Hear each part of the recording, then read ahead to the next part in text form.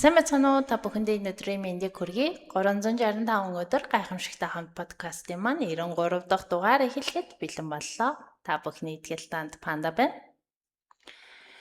Knowledge in truth is the great sun in the firmament. Life and power are scattered with all its beams. Daniel Webster. За тэгэхээр өнөөдрийн маань энэ персептик хийсэн хүнийхээ талаар ярихаас гадна хэдүүлээ эхлээд хийсэн хүнийхээ талаар ярьцгаая. За Даниэл Вебстер гэж хэн байсан бэ? За тэрээр 1782-оос 1852 оны хооронд амьдарч байсан 19-р зууны эхний хагас Америкийн улс төр гадаад харилцаа хуулийн салбарт асар том нөлөө үзүүлсэн Америкийн нэгдсэн улсын түүхэнд хамгийн агуу илтгэгчдийн нэг байсан юм байна. Бас хэрэгжилж байгаа үг мөг нь өөр шүү те. Тэрээр Америкийн нэгдсэн улсын сенатын гишүүн, төлөөлөгчдийн танхимын гишүүн мөн 2 удаа төрийн нарийн бичгийн даргаар ажиллаж байсан юм байна. Ер нь амар тийм нэр нөлөө бүхий улс төрч хүн байсан юм байна.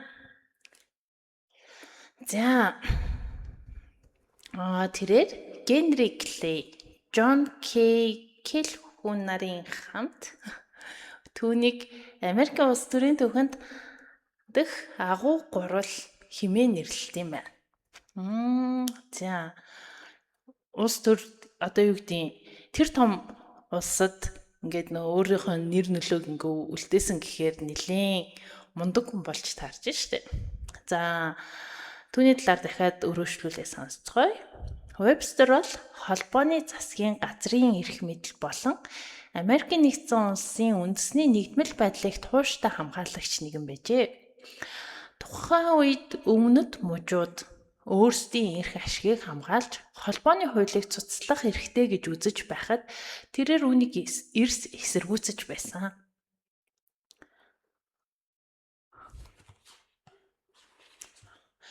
Тэгээд 1830 онд Сенатад хэлсэн түүний нэгэн үг үнэхээр алдартай болж байсан юм байна. Энэ нь болохоор эрх чөлөө ба нэгдэл одоо болон үрд салшгүй нэгэн цул. Гэх үг нь Америкийн түүхэнд хамгийн алдартай улс төрийн уриануудын нэг болж байсан юм байна.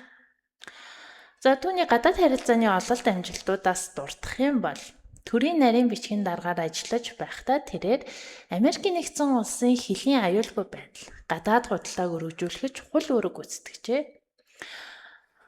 Түүнчлэн 1842 онд Их Британтай хэлэлцээр хийж Америкийн нэгдсэн улс болон Канадын хоорондох хилийн маргааныг дайн хийлгүүгээр тайван замаар шийдвэрлэн Webster Ashburton-ыг гэрэг гэдэг зүйлийг хийж байжээ.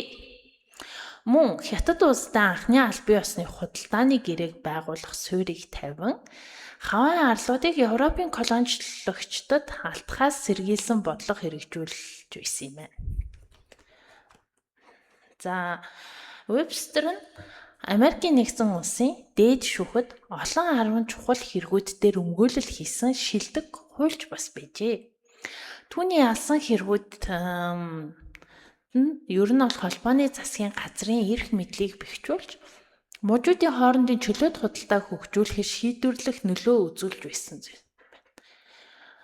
Тэгээд амьдралынхаа төгсгөлд тэрээр иргэний дан гарахаас сэргийлэхийн тулд боолчлолыг дэмжигч өмнөд мужууд болон боолчлолыг эсэргүүцэгч умардынхны хооронд зуучлахыг хичээн 1850 оны зөвшөөрлөлтийг дэмжиж оргосон болоодыг барьж өгөх хатуу хуулийг зөвшөөрсөн түүний умардын дэмжигчдийг гомдоож улс төрийн нэр хүндийг нь унагсан түүхтэй юм байна. Бас хэцүү юм да тий нөгөө нэг хоёр талд ингээд аль нэгнийх нь талд орж болохгүй гэтэл ингээд аль нэгнийх нь талд орохгүй бол аль нэгэн зүйл ингээд ямар нэгэн байдлаар шийдэгдэхгүй гэд. За тэгээд түнчлэн тэрээр Америкийн соёлд үлгэр томог болон үлдсэн байдаг бөгөөд Стивен Винсент Беннигийн бичсэн Чөтгөр ба Даниэл Вебстер хэмээх халдвартай зохиолд чөтгөрт сүнсээ худалдсан фермер залууг шүүх хурал дээр өмгөөлж чөтгөрийг ялж байгаа уран илтгэгч баатар болон дүрслэгдсэн байдаг. Бас сонирхолтой л энэ.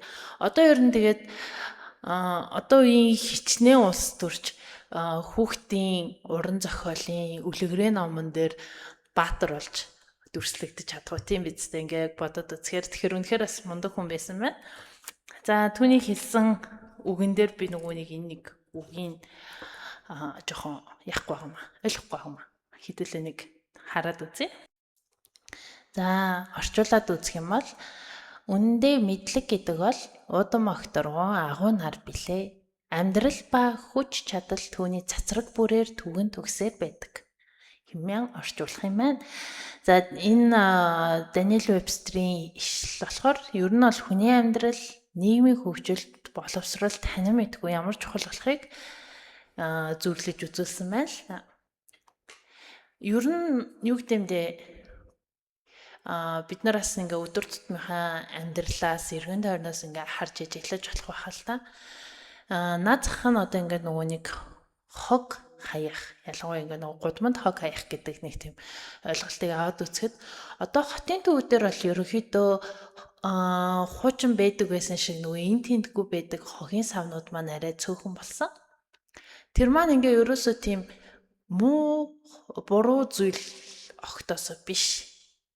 Ягаад гэвэл гадаадд нөгөө нэг зөндөө янз янзын газруудад ингээ байжсэн. Ялангуяа өндөр хөгжилтэй газруудад очиж исэн залуучууд маань хэлдэг штэ. За жишээ нь миний хувьд болохоор Японд исэн болохоор Японд бол өстой гудамнаас твич хогийн сав хайгаад болохгүй. Тэгээ тэр маань өөрөө яг ямар бодлого байдаг гэхээр хогийн сав байхгүй юм чинь тэнд хог хаях газар бишээ. Бид нарын амьдарч байгаа гудамж талбай гэдэг. Тийм болохоор хогоо яах вэ гэхээр зориулалтын газар нь аваачиж хаях хэвээр. Тэр хүртлээр яах вэ? Өөртөө хадгалаа явж авах хэвээр. Тэгээд ч өөрөө нөгөө хууль өндөр үнэхээр нөгөө хүчтэй үйлчилдэг газар болохоор хуулаараа бас хог хайсан хүнийг нөгөө шуутга ингээд нөгөө торгоно ч юм уу тиймэрхүү. Тэгээ яаж ч утсан яг олоод иртгэл юм билээ л дээ. Хайсан хогноос хаанаас хайсан байна гэдгийг хамгийн аимшигтай. За тэгэхээр яг ингээд хараад үзэх юм бол манай Улаанбаатар хот маань болохоор ингээд олон жилийн өмнөхтэйгээ харьцуулах юм бол бас үнэхээр өөрчлөгдөж чадж байгаа. Гэхдээ яг ингээд нэг ажиглаад үзэх юм бол нөгөө нийгмийн ялгаатай байдал гэх юм уу. Ер нь бол яг нийгэм гэхээсээ илүү орлогын ялгаатай байдал маань ингээ нөгөө хүмүүсд амьдралд амар их тийм нөлөөлж байгаа харагдаж байна л та. Тэгээ нөгөө нэг хүн яадаг вэ гэхээр өдөр тутмынхаа нөгөө нэг амьдралаас өнөөдөр маргааш гэсэн амьдралаас гарч чадахгүй байх юм бол дийлэнх тохиолдол нөгөө нэг тэрнээс өөр зүйлийг ингээд нөгөө нэг харах боломжгүй болдог. Тэгэхээр тэрнээс өөр амьдралыг мэдэхгүй. Тэгээд тэрийг мэдэхгүй байна гэдэг чинь ер нь бол инээс илүү цааших зүйл гэж байд юм байна. Инээс илүү хүн өсөж дэвжиж ингэж болт юм байна гэдгийг одоо нөгөө нэг мэдгүй одоо үед бол бас мэдгүйгээ хэлчих болохгүй маа. Хүн болгон ухаалаг гар утсаас хүн болгон интернетэд холбогдсон. Тэгж бодохоор зүгээр харахгүй байхыг хичээж байгаа гэх юм уу. Гэтэл яг үнэндээ бид нарт мэдлэг гэдэг маань юу авчирч ийн гэхээр яг өнөөгийн нийгэмд бид нарт одоо нөгөө нэг аюулгүй байдал дээрэс нь бусдад нөлөөлөх хүчийг авчирч байгаа. Одоо бидний сурсан мэдсэн зүйл маань ямар нэгэн байдлаар бид нар өөрсдөө ингээд түүнийгээ ашиглаад амьдрал ахуйгаа дээшлүүлээд явах боломжийг бүрдүүлнэ. Мөн эргэн тойрондоо бас юу гэдгийг сургах, заах бай одоо нэг тийм тус хөрөх нийгэмдээ нөгөө хувь нэмэр оруулах талаар маань нөгөө нэг мэдлэг гэдэг маань үнэхээр чухал. Тэгээд тэрийг ингээд нөгөө нэг олж авах боломжууд нь одоо үнэхээр олон болсон ч гэсэн бас л баг зэрэг одоо нөгөө нэг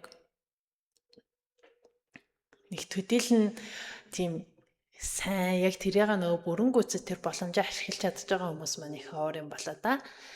Гэхдээ мэдлэг гэдэг бол ер нь олвол хүч Тэгээ хүч гэдэг чинь өөрөө нэг зүгээр биеийн хүчний тийм нэг зүгээр булаагаар нэг сул дорой нэг хүнийг зодоод ч юм уу дээрлэх тийм хүч бол биш.